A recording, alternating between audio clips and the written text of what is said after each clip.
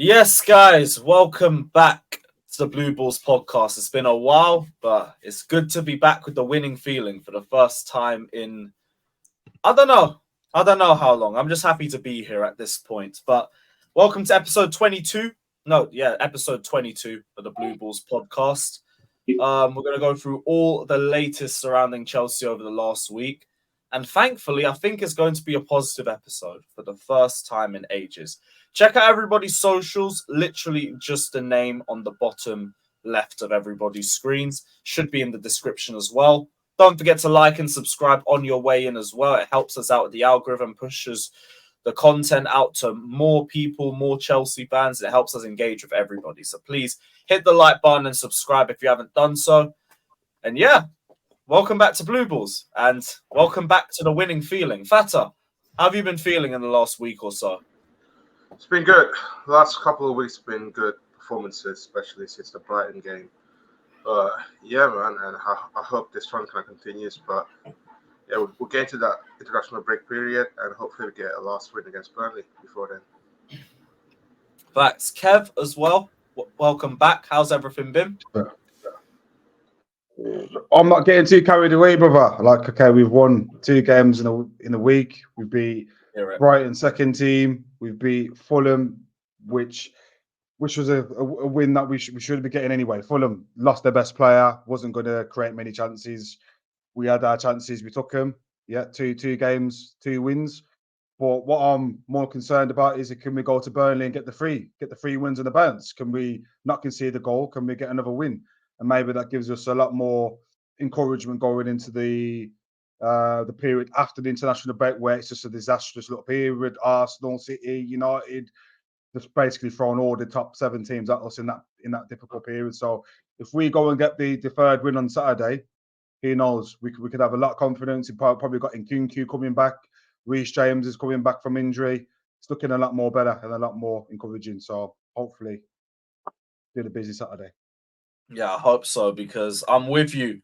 I don't know where our wins are coming after that game, so please just do as much as you can before that and at least build a bit of confidence. Last but not least, making his debut on the Blue Balls podcast, it's my guy Chesney. It's been a while since we spoke. I think the last time I met you was when we lost 1-0 to Villa, and the mood was a lot different compared to what it is now. I'll show you a feeling back then. It was depressing. How you feeling now, bro?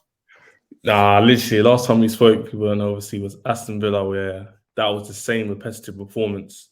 And since then, surprisingly, like Kev's touched on, it's been better, and we've seen a lot more positives to come out of the game overall. Because before, people could argue we're playing well, we can't finish off. I think the last few games have showed we can dominate games overall in terms of like our patterns of play, and we could take our chances. So hopefully, we can get that win against Burnley and continue this like good atmosphere in the club. Because before this, that win against Brighton, it was getting very, very toxic. I think we were lost against Brighton away from people starting to say they dreaded, watch out. And this early on, that shouldn't be happening, should it?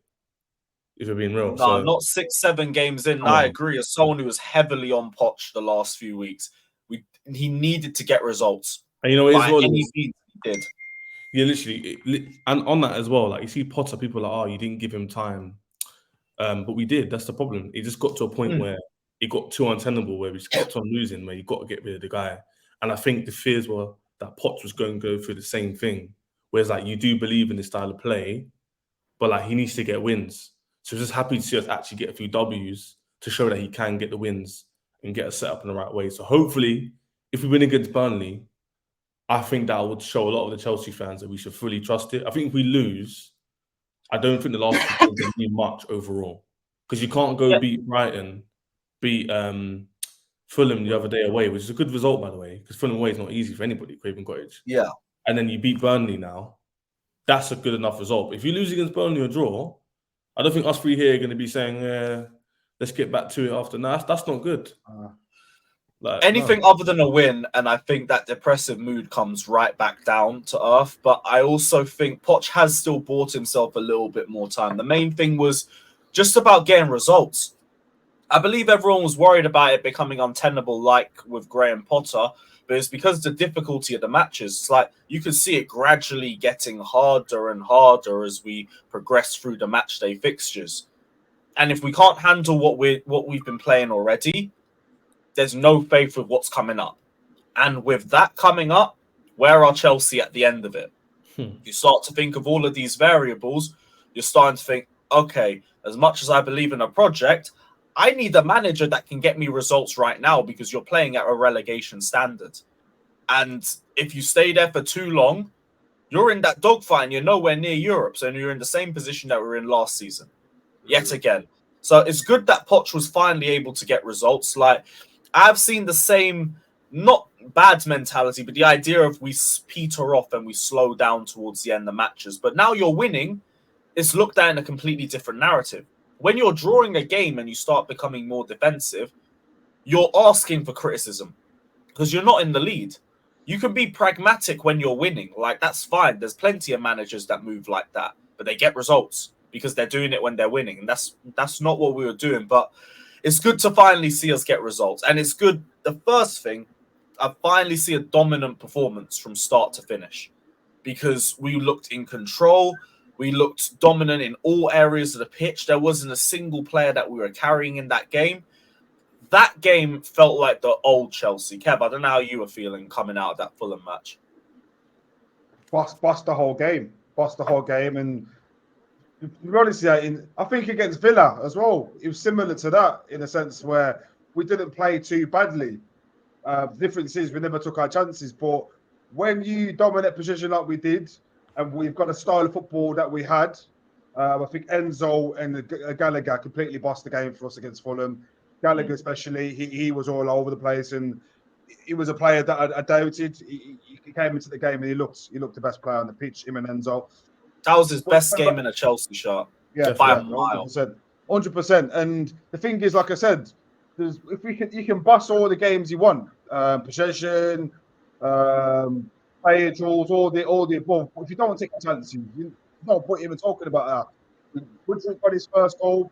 That's like what can I say? That's like 3 wins in a row. That's like 3 wins in one game. Woodruff scoring that goal, confidence he's going to get now, and Rose just come back from a long-term injury and scored as well. So that's like another 3 wins. So that game against Fulham was very pivotal. I kind of thought we'd win that game. Fulham don't score many goals themselves, or don't concede many, but we took our chances, and and that's going to give us a whole lot of confidence going into this Burnley game. I agree as well. And I think it's good to finally see what looks to be a set 11 because in nearly every area of the pitch we look solid.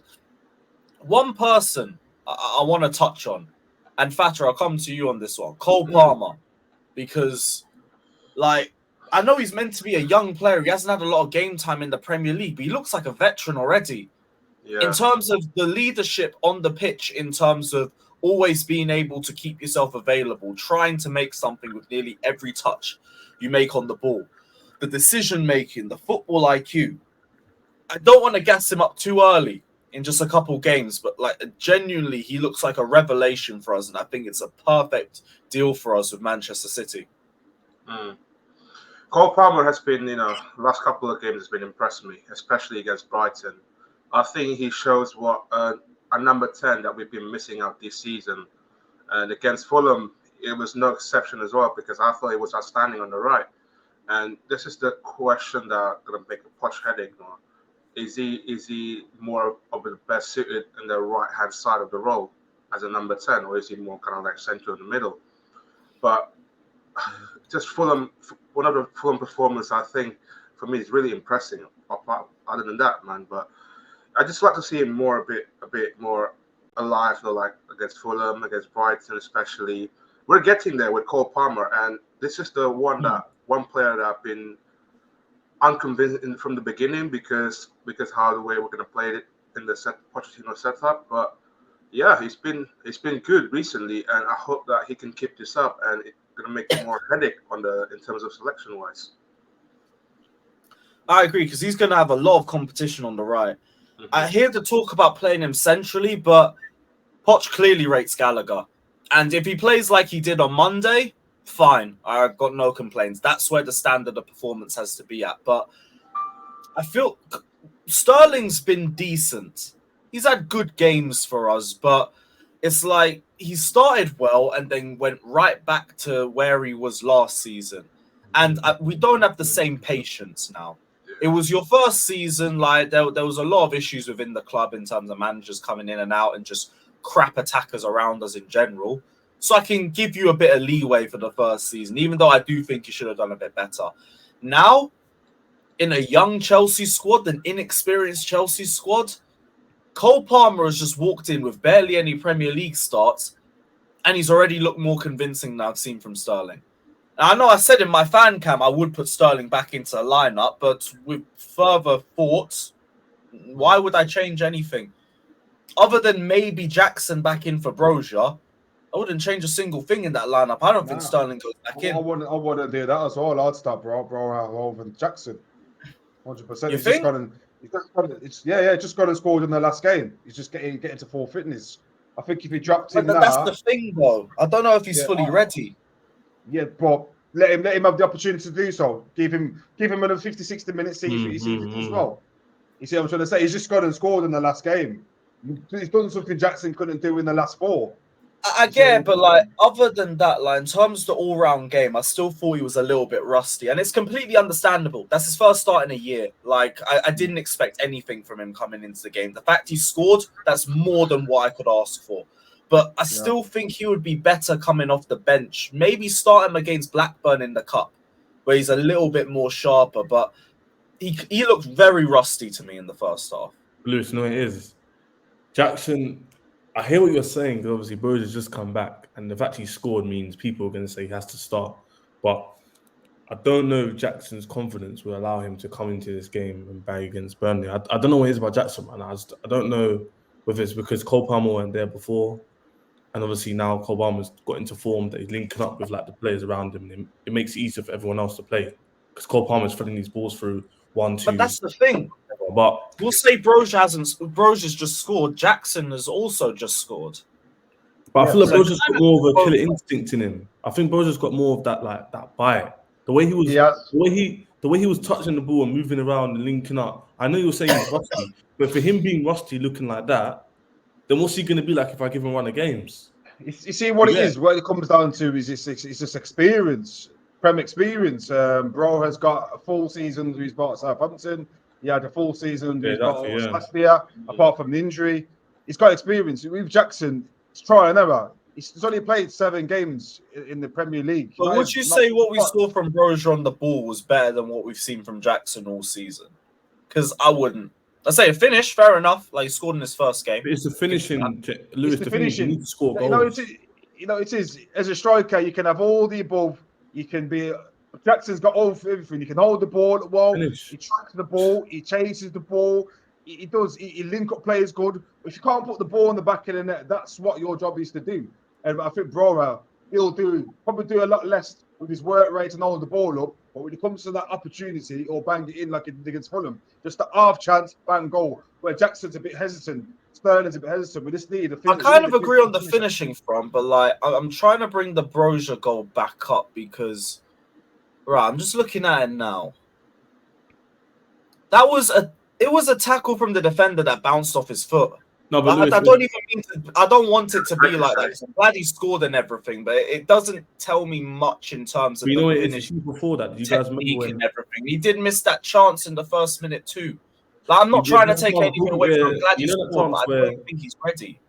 You know the chance where I think it's like the one you're talking about, Lewis, where he got the ball and then cut in, and then like he meant to finesse it, but he ballooned it a bit over the bar. Yeah. And that's what I haven't seen Jackson been doing recently. I haven't seen him like take more shots on and take more risks. And that's what I say about Brozier.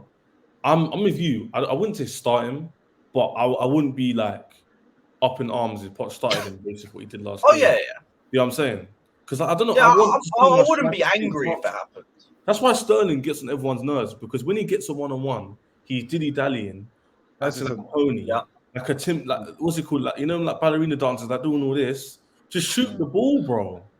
Hesitant. Just take a shot. No one's going to be able to shoot your balls or come inside. Just lever it. Look what who scored that? Like Mudryk, touch, bang. Just shoot.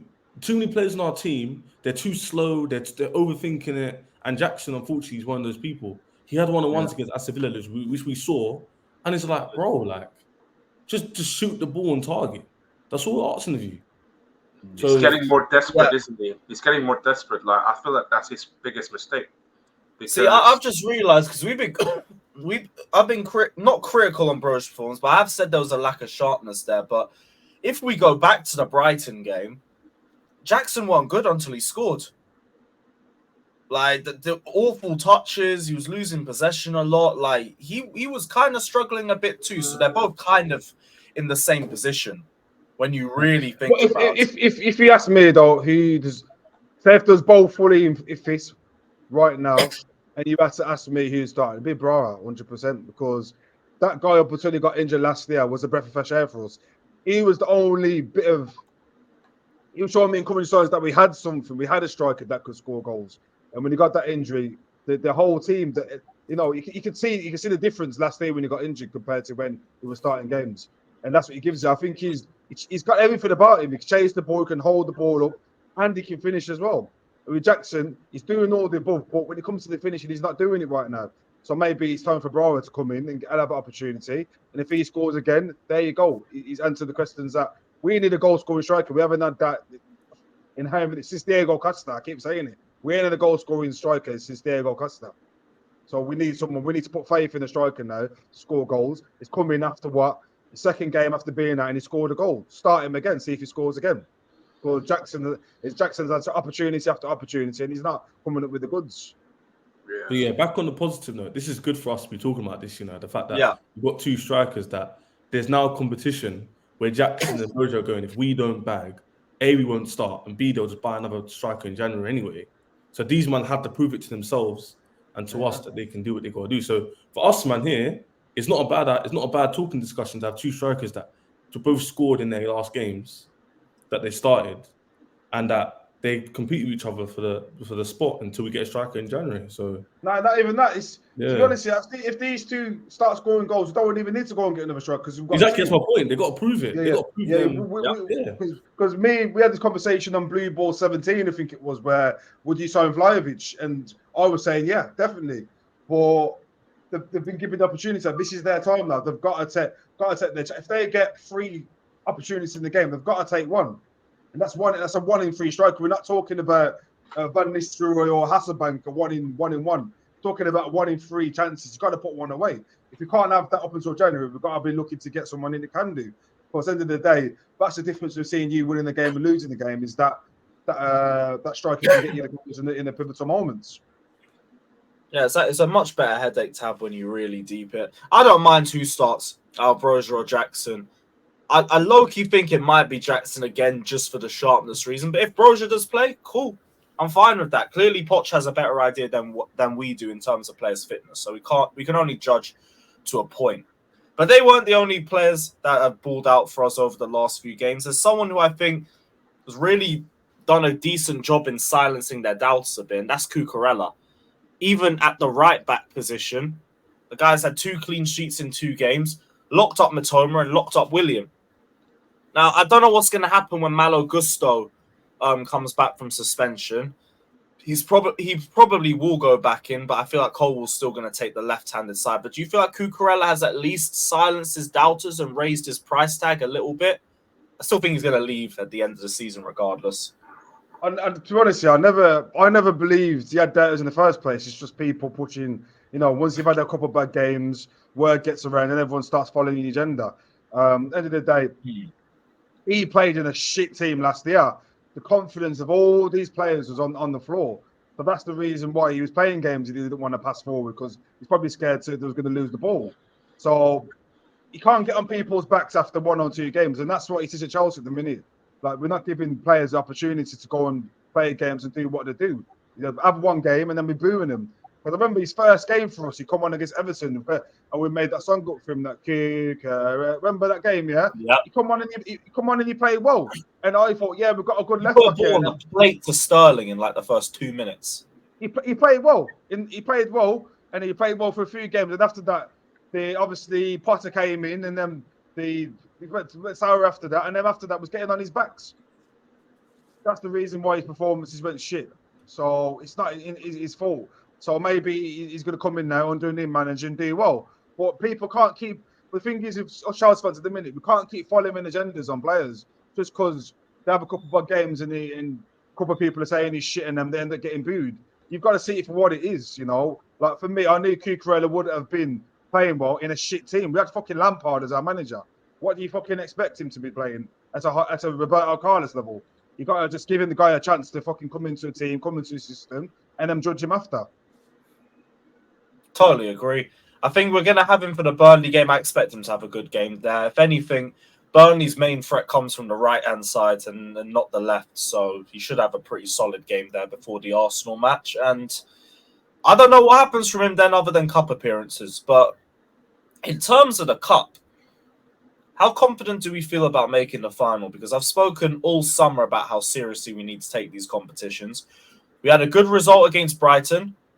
Not the most convincing of performances until the goal, but we turned the corner after that. We now have a favourable tie against Blackburn that we should be going through in. And then that has us into the quarterfinals. Quarterfinals by December. So yeah, I don't think there's a tie in November. So yeah, quarterfinals in December. And I think we can make it. I've seen worse teams make it to finals. I've seen worse teams win finals. The Sunderland team in 2014. Remember, Wigan won it and got relegated 3 days after they won the FA Cup. Liverpool 2010. What? Liverpool still in it, or did Liverpool gone out? Liverpool's still in it, I think. This year gone out. City are the only big team that went out, and that's another reason why it's favourable. Yeah. Liverpool won't take it that seriously with the Europa League.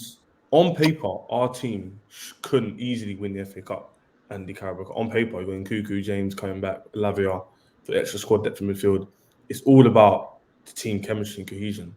If we could see consistent lineups the next month or so, following the international break, we can see you see Fulham game. If we see that repeated more often than not, 7 out of 10 games, whatever, there's no reason why we can't beat teams in a one-off game in the cup competitions. There's no reason why. Our team's good enough. We don't concede goals.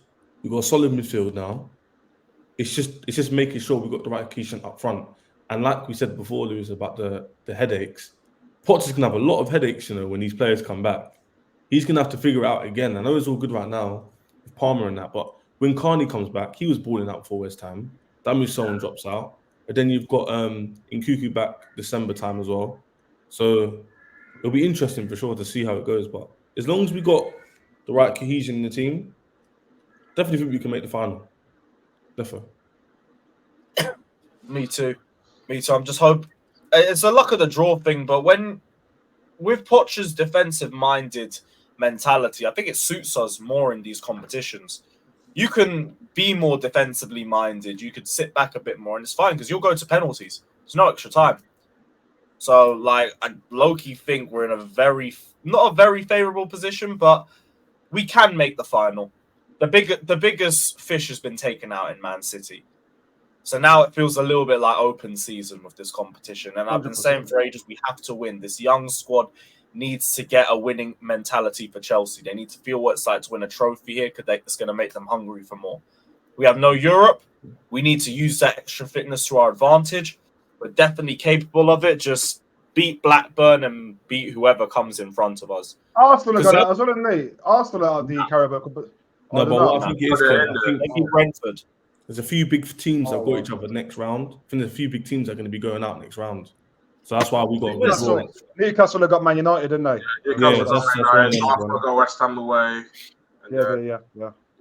I think some of the Premier League teams that are playing each other, Bournemouth against Liverpool. Arsenal will beat West Ham. Liverpool will beat Bournemouth. United, Newcastle, one of them will go out. That's a positive. That's it. Yeah, because Tottenham came out in the second round. Yeah. That would leave us with Arsenal, Liverpool, and one of United or Newcastle to really worry about. Let's hope two of those clubs face each other in the next round. And hey, who knows? That's not bad, Man City and Tottenham are out of it.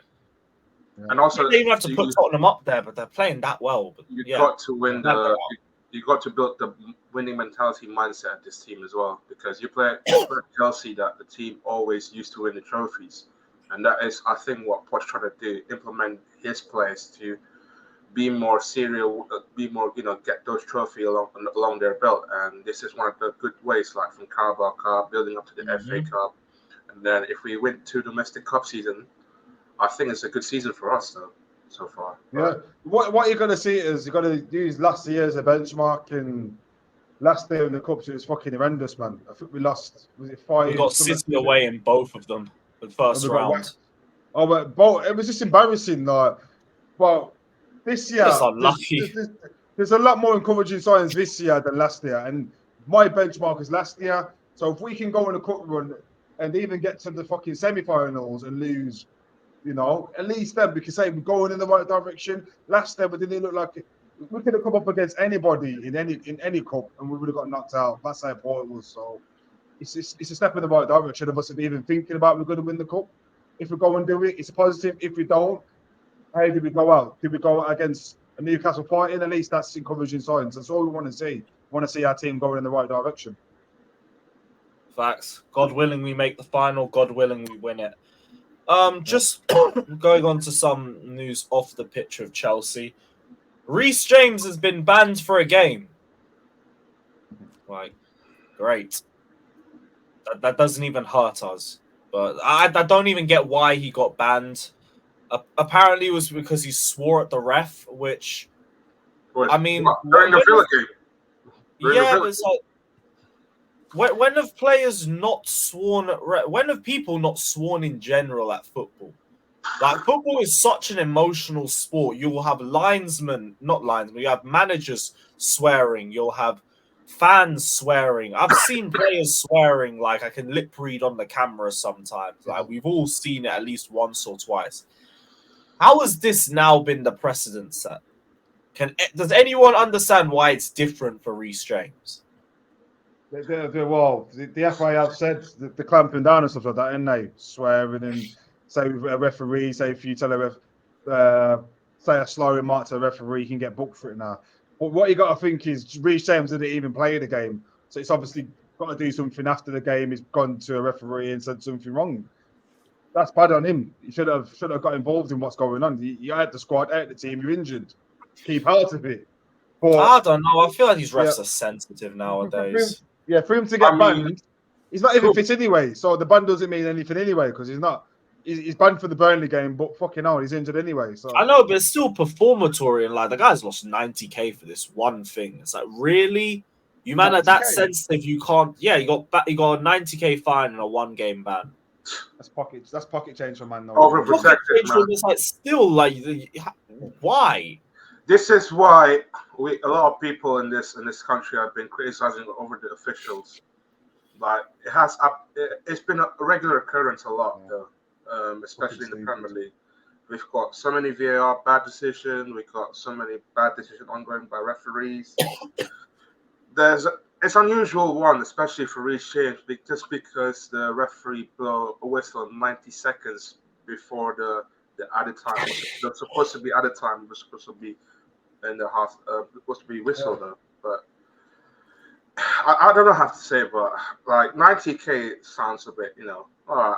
I was only fine for 1-game ban, but at the end of the day, it's just too many off-field going stuff, like overprotecting, these refs being overprotected too much.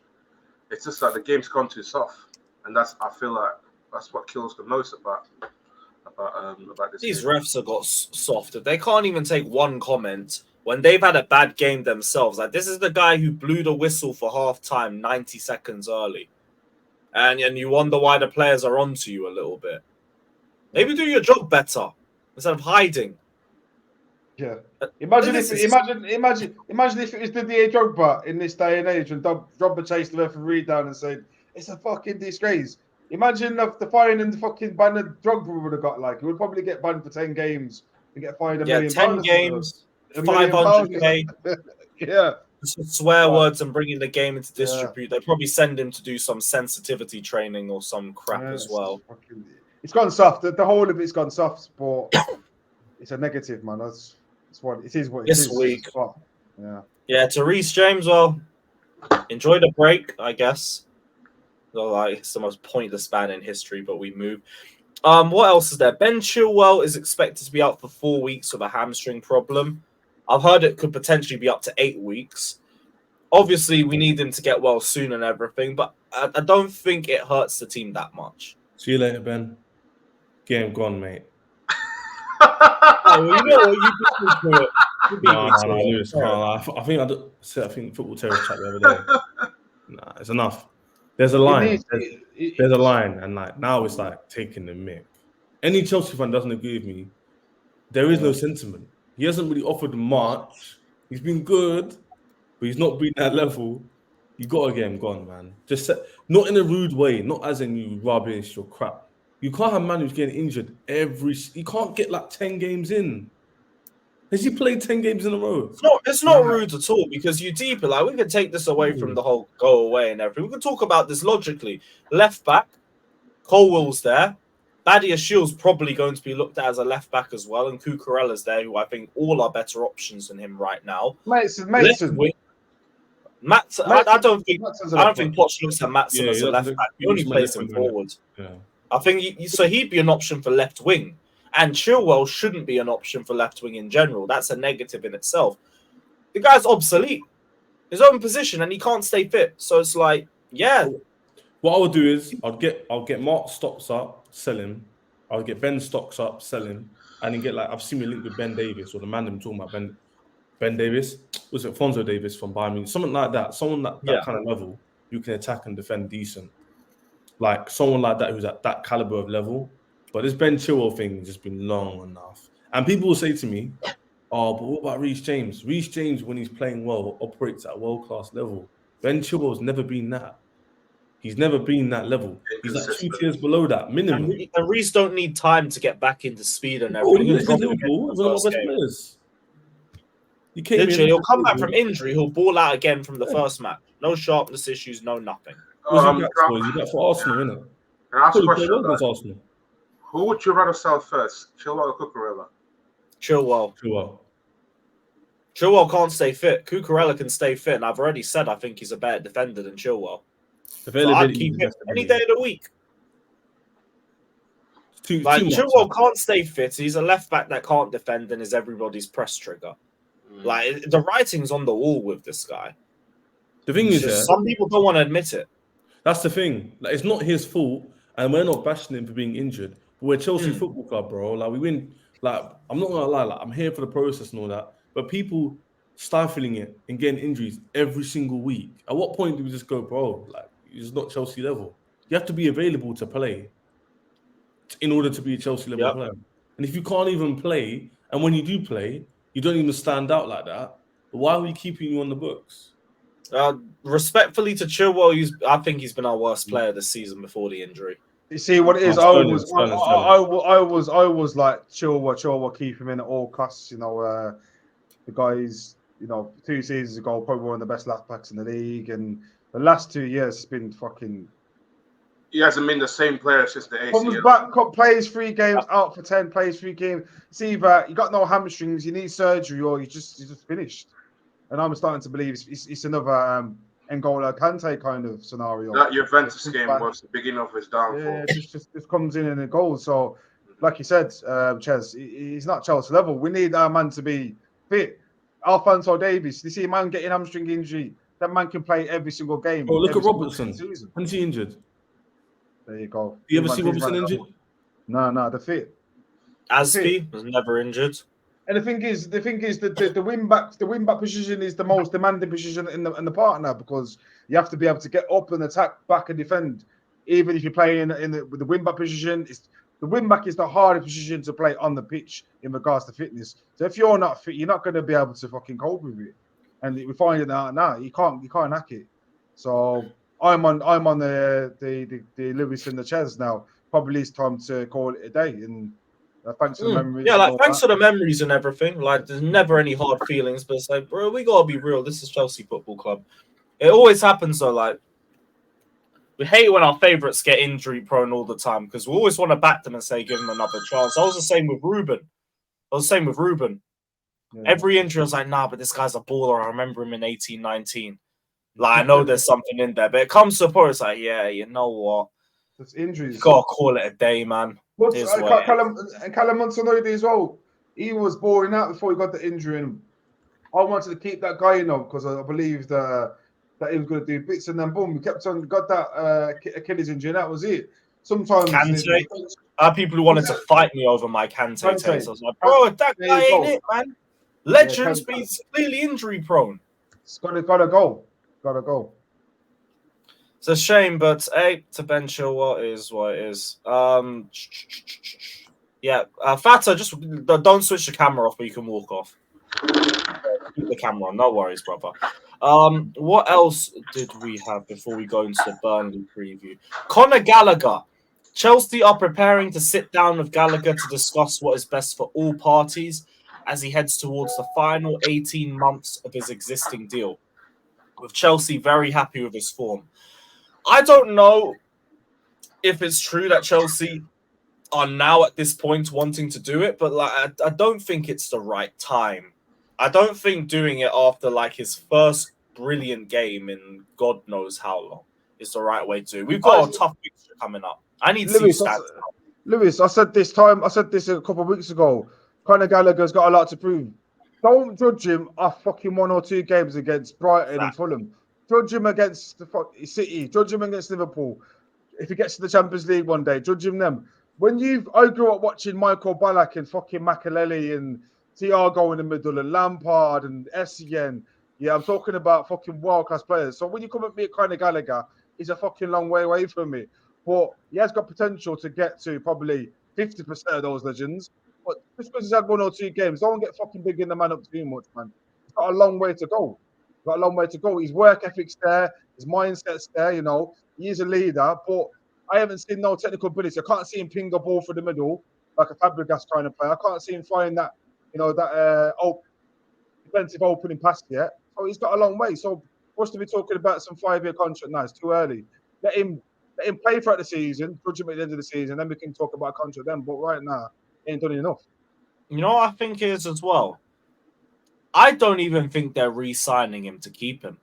I think it's just to raise his transfer value. They clearly didn't want to keep him. They tried to sell him to anybody who'd offer over 45 million for him. I think that's the same energy that they have with him. I just think they're going to try and re-sign him, raise his value a little bit, then they can demand more when they try to sell him again. I think only Poch is really keen on Gallagher because the stance from Chelsea has been clear that he's up for sale. He's been offered that everywhere, basically. So, I don't know. I just don't think it's the right time for it. I don't think anybody should be up for contract extensions yet, but I think for Gallagher, the more I'm thinking about it, the reasons aren't for anything on the pitch. It's to just get more money to sell him. And if that's the case, fine, I guess. The plan is to keep him long term. You can't be doing that this soon. Let him stand out in some big matches for us first. Turn up against Arsenal and play like that. That will be a start. Then do it again against Brentford, Spurs. Yeah, Show me that. Yeah, Lewis, they said in their new model that they're not going to have players on 1 year and all that. So this is purely, I just think, just to make sure they get a good resale value on him because he's pure profit for the books, isn't it? So yeah. That's what I think it is. I don't think it's like them looking at 6 games because if it was, then that's serious question marks. Like you don't judge man of 6 games. They probably would have tried to sign him earlier if that's the case. Yeah, literally, they would have done it timing. They probably just wanted to see, let him go through the summer if he was to leave, and if he wasn't to leave, then they'll probably now talk about a contract for winter time. But yeah, but in terms of him staying overall, obviously if he performs like this, I still don't see how he makes the squad because our squad's quite big as it is in midfield. In terms of when Nkunku comes, he's out. Bro, Leslie's talking about even the deep. Yeah, he plays. Lavia. Bro, we got Lavia, Leslie, Caicedo. If he plays like that, I wouldn't mind him as a squad player. That would be fine. But I don't think he would play though. That's all Conor Gallagher's going to be anyway as a squad player. He's a brilliant squad player. Absolutely. If you're talking about squad player, he is that. But when it comes to a player that is going to get you win a game for you, say if he was playing against Real Madrid and you've got Toni Kroos and Modric who's just going to sit and just ping balls around, Gallagher's going to chase the ball in midfield. You don't want man chasing the ball. We want man manipulating the ball. So look at Fabregas. Did you see Fabregas chasing the ball ever? Not hardly, because he keep the possession. My midfielder, my ideal midfielder is someone who's going to ping the ball, step up, ping the ball there, just keep the ball, retain the ball. Gallagher's not that kind of midfielder. He's just fucking someone who he says he's going to go on, bring him on the last 20 minutes, go and get the ball, chase the ball. That's it. He's not a fucking world-class midfielder, unfortunately. Yeah, regardless of what happens with him, I don't think we're going to see him in that much capacity as soon as Nkuku's back anyway. But it's good to see a good game from him. On to the Burnley game. I take everybody's confident going into this match. I feel like it's going to be one of the last times we can actually have this sort of mentality. Fatty, you seem a bit iffy. Just purely because Burnley just got a win in it, against Luton Town. So they've been going to this game in the form of, a good morale back of the win. So both of these squads are on the back of the wins though. So they got a win against Fulham, they got a win against Luton. So when did they play Luton? The day after us. Yeah, that might work in our favour a little bit in terms of rest. Probably not too much, but it might. I'm more concerned about let's say about because Caicedo went off. I saw him in the training session as well. Is he all right? No, for sure. All the man that came off, they all were training today. Mundry, Rosa, and what's his face? Caicedo. Well, yeah. So I think they will be okay still. We should be all right, but again, it's a low block team. We suffer a lot against a low block team, but hopefully it'll be. They don't play low block. Burnley ain't low block. Yeah, Burnley don't play low block. You're thinking of Daesh Burnley. No, company's different. No, company's different. Burnley they'll come out and give us a game, bro. Okay, They play. We'll have space like Fulham. We'll probably have loads. Yeah, of we should be winning. We should win this game, but you know what it is, Lewis, man. It's just like he better get the lineup right. Like, just if it was me, are you man with me? Yeah. I would probably keep the same team. What are you man saying? Yeah, I personally, if it was me, sensible. I would be sensible and go, yo, Broja, yeah, I want more of that. Clean up here and there. Do you go for Jackson? Do you go for Broja? Other than that, same team. Yeah, maybe just striker position, maybe, but everything else, cook away the right back. Everyone in the same positions. We have a good defensive record, third best in the league, by the way. Third best in the league, 6 goals conceded, which is joint second or joint third, whatever. So I'll keep the back four the same. I'll keep midfield the same. Obviously, there's a possibility that I wouldn't play Sterling. Yeah. A lot of people might play Sterling because of experience and away from home, but I would not play Sterling. And I would go as far to say if I see Sterling in the lineup, I don't think we will win the game. Honestly, he slows us down. He's not. I wouldn't say we don't win the game, but I'd say a bit more pressure goes on to the manager. Because if that happens, then he's probably dropped Cole Palmer. And if he's dropped Cole Palmer, that's stupid. But Lewis, when was the last time? The last 2 games you've won, he didn't start. Who's Sterling? Sterling. Yeah. Yeah, that's why. There'll be more pressure on him if he doesn't. That's what I'm saying. I wouldn't change it. I wouldn't put him in over. Who's he playing over? Mudryk. Why would I play him over Mudryk? Mudryk's doing his thing. Yeah, he's been I won't play him over Palmer. I won't play him over Conor Gallagher because that Enzo and Gallagher switch in the middle actually works quite well. Especially teams like Burnley and Fulham. There's a lot of space in midfield. If you have a lot of runners. So if he plays the same lineup, to answer your question, I think we can win. If he doesn't, and he plays Jackson and Sterling again, then it could be Aston Villa. Jackson's back from suspension, correct, for this weekend? Yeah. Okay. It's a toss up between Jackson and Broja. But I think the amicable thing to do in the confidence wise, I say if your striker's just going to score the goal in the last game, start him again. And if you have, like I said, if he has a bad half, bring Jackson on for the second half. But we've got nothing to lose starting Broja again because the guy's clinical. He doesn't need many chances. He just bangs off. Jackson, he hasn't shown me that he's clinical yet. He needs 1 in 4. So yeah. I was more impressed towards Conor Gallagher because last couple of games, especially against Fulham, I thought he was good though. Even though I'm not his biggest fan, but I just think the word that I can use for Gallagher probably like his actions and movement, kind of like make Enzo feel a bit more comfortable in the middle to work alongside the pivot like Caicedo and that. He's so well-rounded and balanced, and he might not be like a flashiest player, but at least like with so many kind of young, injury-shaken midfielders that we've got right now, I think he can be starting anywhere if required. And I'll give him credit for that, even though I'm criticizing him a lot the last couple. Hey, Fatou, man, don't be a prisoner of the moment, bro. I'm being real, bro. I'm seeing Carney training. What's stopping me from playing Mudryk, Carney, Palmer, and Enzo and Caicedo, which is what it should be? Gallagher played well in a game in which he should be playing well in. And like Lewis I think touched on, that's Chelsea standard. Like, if we're not at that level or above, then you shouldn't really be starting anyway. I don't want to get like too carried away with our squad players. Yeah, Starting games of a mandem like Carney. Carney is definitely a better 10 than him. Like, in every way, by the way. I'd agree, but he also needs to get back to sharpness. I think if we see him off the bench, then again bench off the bench for Arsenal, and then start him in the cup, and then I think that's how you could get him back in. If he has good performances in all 3 games.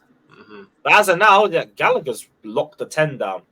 Obviously, performances have to keep at this level, but for the first time, I'm looking at Poch and saying, okay, cool. I get it if that's what I'm going to see every week. I'm with you. I don't want to be a prisoner at the moment. I've been very critical on Gallagher. What happens if Lavia comes back then? What happens if Lavia comes back? Lavia wasn't going to start in that formation. There's a 2-man pivot. Like, he wasn't going to start. It's going to be Enzo Caicedo, Lavia potentially off the bench. Yeah. And then if anything, it'll be Nkuku or Gallagher or Palmer in the 10. Or Chukwuemeka. Because we've got a hell of squad there. Headache, I can't lie. We've got better squad there. You man don't deep it. Back in come January, we're gonna have a lot of man. Like a lot. Yeah, because Jackson's gone away easy for AFCON. Yeah, you know what? When you really think about it, the midfield is set. I don't think we need another midfielder if things work in the right direction for us. Only thing we could potentially need is a striker. Potentially a striker, and then we can judge everything on a game-by-game basis and see where we need to strengthen from that. Probably striker and maybe CB? Is that a stretch? Nah, we're set.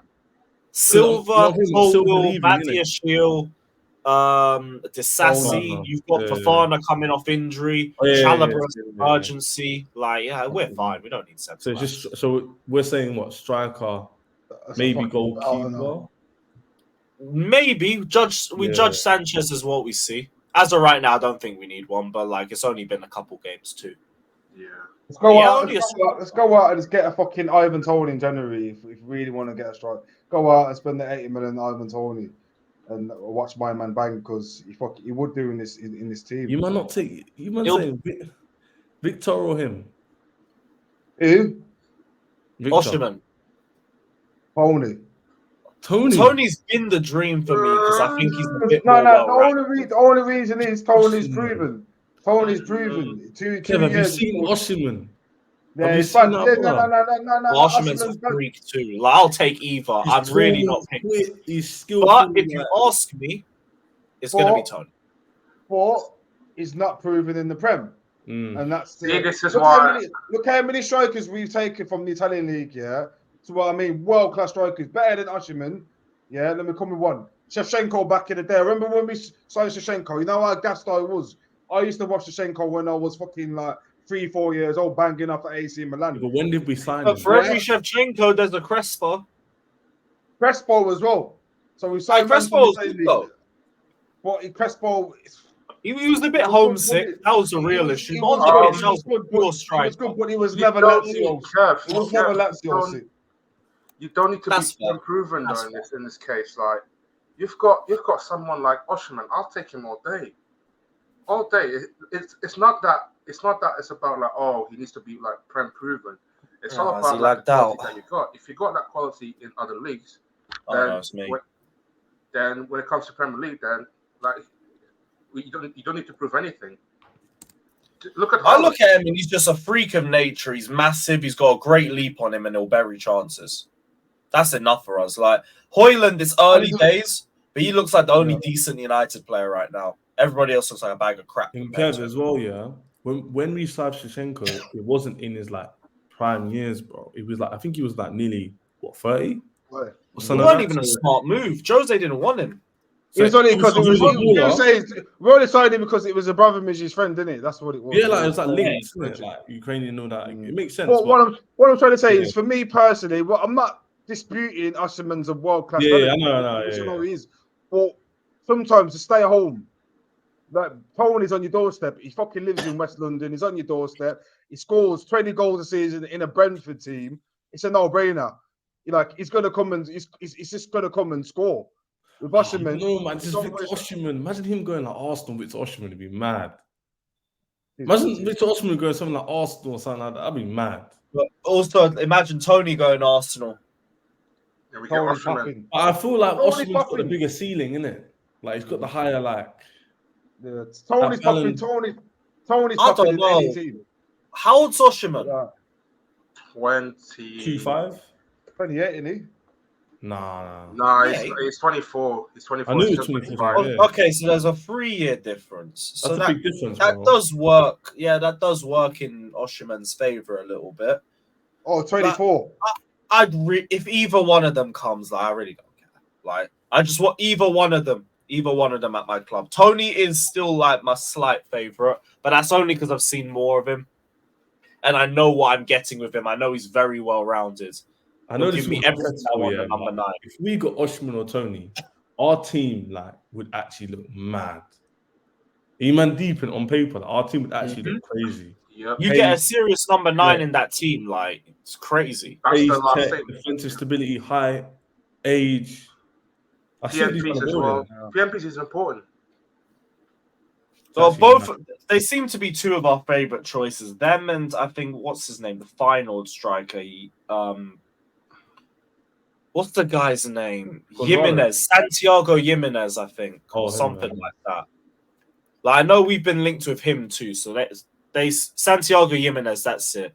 Evan Ferguson's also been linked, but good luck. You'll have to pay 150 off Brighton for him. We don't want no Santiago Jimenez's though. We want fucking proven world class shit, man. Yeah, like, definitely. Hey, Jimenez looks good, but like too early. Hey, we can all agree. We've got that with Jackson. We've got that with Brower. We've got potential. That's very fair. We need proven. We need someone who scored 20 goals in 2 seasons consistently. That's all we need, man.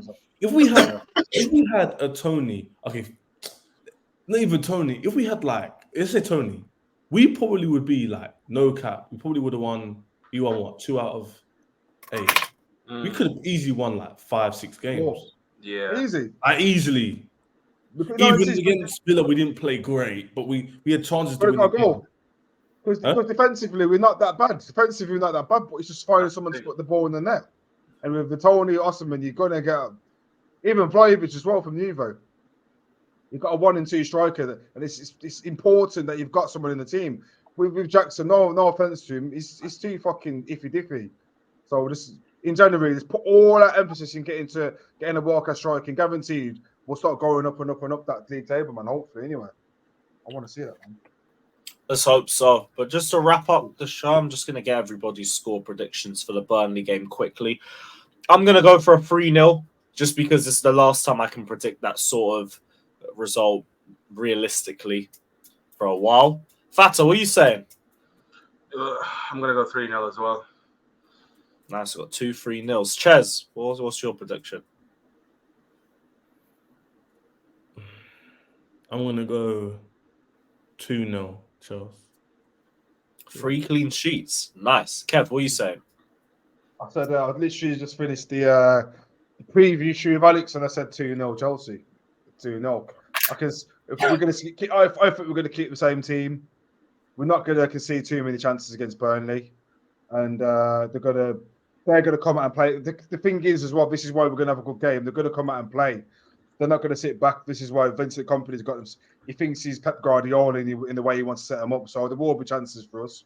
2-0 is a nice result. So stick it for 2-0.